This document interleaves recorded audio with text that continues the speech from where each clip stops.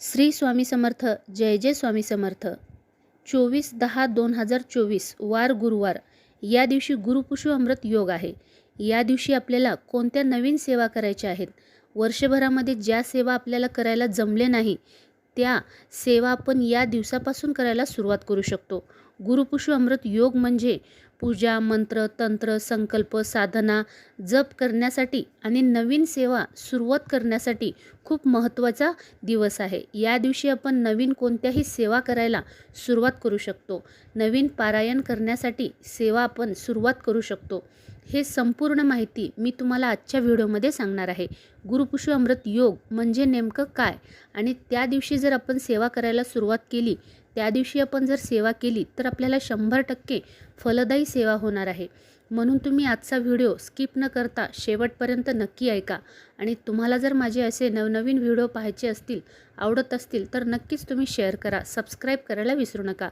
अनंत कोटी ब्रह्मांड नायक राजाधिराज योगीराज, जगाचे चालक मालक पालक श्री स्वामी समर्थ महाराज यांना त्रिवार वंदन करते आणि आजच्या नवीन सुंदर व्हिडिओला सुरुवात करते.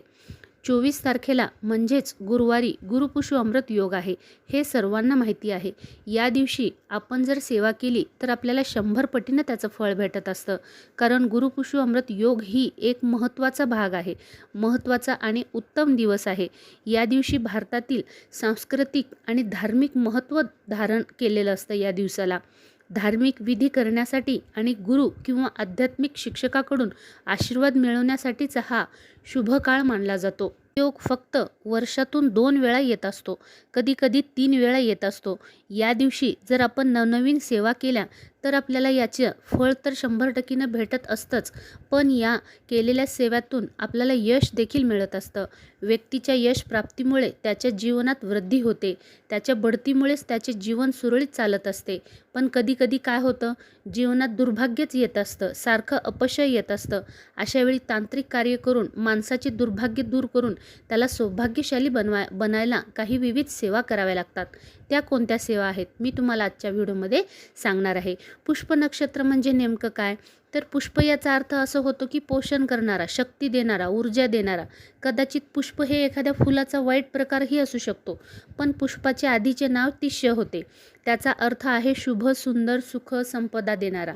तर आपण या दिवशी पुष्प नक्षत्र म्हणजे या दिवशी खूप उत्तम दिवस आहे, चांगला दिवस आहे. विद्वानाच्या मते तर नक्षत्र अतिशय शुभ आणि कल्याणकारी आहे. या नक्षत्राचे शुभचिन्ह गायीचे स्तन आहेत. त्यांच्या मतानुसार गायीचे दूध संपूर्ण जगासाठी अमृततुल्य मानले जाते. त्याचेप्रमाणे पुष्प नक्षत्र गायीच्या स्तनातून निघालेल्या ताज्या दुधासारखेच असते, पौष्टिक, लाभकारी आणि शरीराला तसेच मनाला शांती देणारे असते. या नक्षत्रात 3 तारका दिसत असतात. ते बाणाप्रमाणे दिसून येत असतात. बाणाच्या वरचं टोक म्हणजे वरचा तारा. पुष्प क्रांतीवर पडत असतो. ऋग्वेदात पुष्पाला तिष्य म्हणजे मंगळदायी किंवा मांगलिक तारासुद्धा म्हटलं जातं. पुष्प नक्षत्राचा स्वामी हा ग्रह शनी असतो. या दिवशी जर आपण विविध सेवा केल्या तर त्या खूप आपल्याला 100% फळ देणाऱ्या असतात. आपल्या जीवनात यशाची प्राप्ती करून घेण्यासाठी या योगाची गरज असते. नवीन काम जसे की व्यापाराची सुरुवात करणे, नवीन कामे हाती घेणे, बंद पडलेले काम सुरू करणे, कुठलेही हमखास कामामध्ये यश प्राप्त करून घेणे, हे फार चांगला दिवस असतो. गुरुपुषू अमृत योग फार क्वचित वेळा येत असतं. वर्षातून 2 किंवा 3 वेळाच गुरुपुषू अमृत योग येत असतो. पुष्प नक्षत्र ज्या दिवशी आहे त्या दिवशी आपण संपूर्ण शुभ कार्य करण्यासाठी सुरुवात करायची असते. कारण शुभ कार्य करण्यासाठी अत्यंत हा शुभ दिवस मानला जातो. आणि जर श्रद्धेनं आपण आपल्या व्रताला, कुठल्याही पारायणाला जर सुरुवात केली तर आपल्याला 100% फलदायी आहे. या दिवशी आपण एक चांदीच्या दुकानातून म्हणजे सोनाराच्या दुकानातून आपण एक निरंजन घेऊन यायचं. चांदीचं निरंजन या दिवशीच आणायचं आहे. हा लक्ष्मीप्राप्तीसाठीचा उपाय आहे. या दिवशी आपण आपली सकाळची देवपूजा झाल्यानंतर आपण चांदीचं निरंजन घेऊन यायचं आहे. दुकानातून त्याच दिवशी घेऊन यायचं आहे आणि त्या दिवशी आपल्या देवासमोर संध्याकाळी 4 ते 7च्या दरम्यान आपण पहिल्या दिवशी एक फुलवात लावायची आहे. चांदीच्या निरंजनामध्ये पहिल्या तुपाची फुलवात लावायची आहे. तुपाची फुलवात लावल्यानंतर दुसऱ्या दिवशी 2 फुलवाती लावायच्या आहेत. म्हणजे चढता क्रम घ्यायचा आहे आपल्याला. ही लक्ष्मी प्राप्तीची सेवा आहे, हे तुम्ही लक्षात ठेवा. लक्ष्मी प्राप्तीबरोबरच आपल्या घरामध्ये असणारी निगेटिव्ह एनर्जी, नकारात्मक विचार, अडचणी, कटकटी, भांडणे या सगळं मिटण्यासाठी सुद्धा याची मदत होत असते. पहिल्या दिवशी 1 फुलवात लावल्यानंतर दुसऱ्या दिवशी 2 लावायच्या, तिसऱ्या दिवशी 3, असं तुम्ही 12 दिवस 12 फुलवाती लावायच्या आहेत. मग 12 फुलवाती लावल्यानंतर परत उतरता क्रम घ्यायचा आहे. 11, 10, 9, 8, 7 असं तुम्ही परत 1 पर्यंत यायचं आहे. हा जर उपाय तुम्ही जर केलात तर तुम्हाला ह्याचं खूप चांगल्या पटीनं आणि 100% तुम्हाला फळ भेटणार आहे. ही लक्ष्मी प्राप्तीची सेवा आहे आणि बाकीसुद्धा तुमचे कार्य करण्यासाठी सुद्धा ह्या सेवेचं महत्त्व खूप चांगलं आहे. हा उपाय तुम्ही जरूर करा आणि इतरांनाही सांगा. फक्त एवढं लक्षात ठेवा की चांदीचं निरंजन तुम्हाला त्याच दिवशी गुरुवारीच आणायचं आहे. इतर कोणत्याही दिवशी तुम्ही आणून ठेवू शकत नाही. जर तुमची खरंच खूप अडचण असेल तर तुम्ही आदल्या दिवशी आणून ठेवू शकता, पण शक्यतो गुरुवारीच तुम्ही चांदीचं निरंजन घेऊन यायचं आहे. आता बघा, बऱ्याच जणांना काय झालं आहे, नवरात्रामध्ये किंवा वर्षभरामध्ये कोणत्याही वेळेस आपल्याला वेळ भेटत नाही आणि आपल्याला कोणत्या दिवशी आपण पारायणाला सुरुवात करायची हेही आपल्याला कळत नाही. आपण स्वामी सेवेकरी आहोत सर्वजण, हे तुमच्या सर्वांना माहिती आहे. मी सुद्धा एक स्वामी सेवेकरी आहे. तुम्हाला कोणतं पारायणाला जर सुरुवात करायची असेल, जसं की श्री स्वामी चरित्र सारामृत पोथीचे पारायण असेल, दुर्गा सप्तशती असेल, गुरुचरित्र असेल, नवनाथ असेल, मल्हारी सप्तशती असेल, भागवताचं पारायण असेल, ललिता सहस्त्रनाम असेल किंवा नलदमयंती हा ग्रंथ वाचन करायचा असेल, हा ग्रंथ मुलींचं लग्न जमण्यासाठी याची सुरुवात करायची असते, हा ग्रंथ वाचन करायचा असतो, नलदमयंती ग्रंथ. हे सगळे ग्रंथ तुम्हाला कोणत्या दिवशी सुरुवात करायचं हे जर कळत नसेल तर तुम्ही या दिवशीपासून सुरुवात करायला हरकत नाही. गुरुवारी हा दिवस खूप उत्तम दिवस आहे, म्हणून तुम्ही यातल्या कोणत्याही जर पारायणाला सुरुवात करायची असेल तर तुम्ही या दिवसापासून करू शकता. कारण आपल्या जीवनामध्ये कुलदेवतेचे स्थान हे सर्व देवापेक्षा श्रेष्ठ आहे. कोणत्याही मार्गाने वाटचाल करायची असल्यास कुलदेवतेला आणि कुलदेवीला खूप अग्रक्रम्य असे स्थान असते आणि त्यामुळे मोक्ष मार्गाकडे जाताना किंवा थोर देवाची कृपा संपादन करताना अगोदर कुलदेवाची आपल्याला सेवा करून संमती घ्यायची असते. निरनिराळ्या बाधा, व्याधी, संतती, विवाह, शत्रुनाश, आर्थिक सुबकता, कुटुंबामध्ये शांती, आरोग्य अशा विविध समस्या प्रत्येकाला असतात. या समस्या निराकरण करण्यासाठी आपल्याला विविध ग्रंथ वाचन करायचे असतात, निरनिराळ्या सेवा घ्यायच्या असतात, निरनिराळे देवांचे उपाय करायचे असतात. यातून आपले अनेक विकारावर आपल्याला मात करायचं असतं, अनेक समस्यांवर निराकरण करायचं असतं.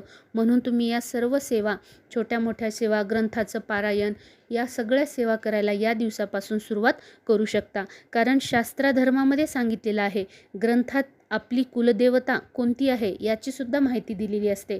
जर तुम्हाला तुमची कुलदेवता कोणती आहे हे माहिती नसेल तर तुम्ही दुर्गा सप्तशतीची पोथी घ्यायचं आहे. त्यामध्ये तुमची कुलदेवता कोणती आहे याचा एक छोटासा तोडगा सांगितलेला आहे, तुम्ही तोही वाचन करून घ्यायचा आहे. मग तुम्ही या दिवसापासून दुर्गा सप्तशती, श्री स्वामी चरित्र सारामृत, नवनाथ, त्यानंतर गुरुचरित्र कोणत्याही ग्रंथाला वाचायला सुरुवात करू शकता. तुम्ही कुठलंही नाही जमलं तर श्री स्वामी चरित्र सारामृत पोथीचे 7 पारायण, 21 पारायण, 51 पारायण, 108 पारायण करायचं संकल्प करू शकता. आणि श्री स्वामी चरित्र सारामृत पोथीचं पारायण करण्यासाठी कुठलाही नियम नाही. एकदा जर तुम्ही संकल्प केलात तर दररोज तुम्ही 21 अध्याय वाचू शकता. नित्यसेवा म्हणजे 3 अध्याय वाचायचे असतात. शुक्रवारी पहिले 3 ते गुरुवारपर्यंत शेवटचे 3 वाचायचे असतात. आणि हा जर तुम्ही मोठा संकल्प केलात तर तुम्ही पहिल्या दिवशी म्हणजे एका दिवशी 1 ते 21 अध्याय वाचू शकता. असे तुम्ही 11, 7 परत 51, 21 कितीही पारायण संकल्प करत असताना म्हणून तुम्ही ते संकल्प केल्यानंतर पारायण वाचायला सुरुवात करू शकता. त्याचबरोबर आपण मंत्र जप पण आहे. श्री स्वामी समर्थ मंत्र, दत्ताचा दिगंबरा दिगंबरा श्रीपादवल्लभ दिगंबरा हा मंत्र आहे. विष्णूचा मंत्र आहे, ओम नमो सत्वानंताय सहस्त्रमूर्तेय सहस्त्रपादा शिशिरभावे सहस्त्रनामे पुरुषाये शाश्वते सहस्त्रकोटी युगधारणे नमः हा विष्णूचा मंत्र आहे. याचासुद्धा जप करू शकता. गणपतीचा आहे, तुमचा कुलदेवीचा आहे. कुलदेवीचा कोणता आहे? ओम ऐं ह्रीं क्लीं चामुंडाय विच्चे या मंत्राचं सुद्धा तुम्ही मंत्रजप करायला सुरुवात करू शकता. श्री शिवाय नमस्तुभ्यम हा महादेवाचा मंत्र आहे. हे सुद्धा मंत्र तुम्ही करायला करू शकता. म्हणजे कोणताही असेल, मंत्राची सेवा तुम्ही घेणार असाल तर मंत्राची सेवा घ्यायचं आहे. पारायणाची सुरुवात करणार असाल तर पारायणाची सेवा करायला सुरुवात करायचं आहे. श्री स्वामी समर्थ मंत्र जप करायला सुरुवात करणार असाल तर ते करायला सुरुवात करायचं आहे. म्हणजे माझा सांगण्याचा उद्देश एवढाच की तुम्ही जेवढ्या सेवा तुम्हाला सांगितलेल्या आहेत तेवढ्या सगळ्या सेवापेक्षा तुम्ही कोणतीही एक सेवा करायला सुरुवात करायची आहे. खरंच तुम्हाला तुमच्या प्रत्येक कामामध्ये प्रत्येक समस्याचं निराकरण करायचं आहे आणि प्रत्येक कामामध्ये तुम्हाला यश प्राप्ती पाहिजे असेल तर तुम्ही कोणत्याही सेवा करायला सुरुवात करू शकता. जेवढ्या मी तुम्हाला सांगितलेल्या आहेत तेवढ्या सेवेपैकी एखादी सेवा करायला सुरुवात करू शकता. आणि आजचा जर तुम्हाला व्हिडिओ वाटत असेल की आजचा व्हिडिओ आम्हाला खूप चांगला आहे असं वाटलं असेल तर तुम्ही नक्कीच सबस्क्राईब पण करायला विसरायचं नाही. गुरुचरित्र हा ग्रंथ तर 5वा वेद आहे. नवनाथाचा ग्रंथ हे सुद्धा खूप चांगला आहे. भागवताचं वाचन करणं ते पण खूप चांगलं आहे.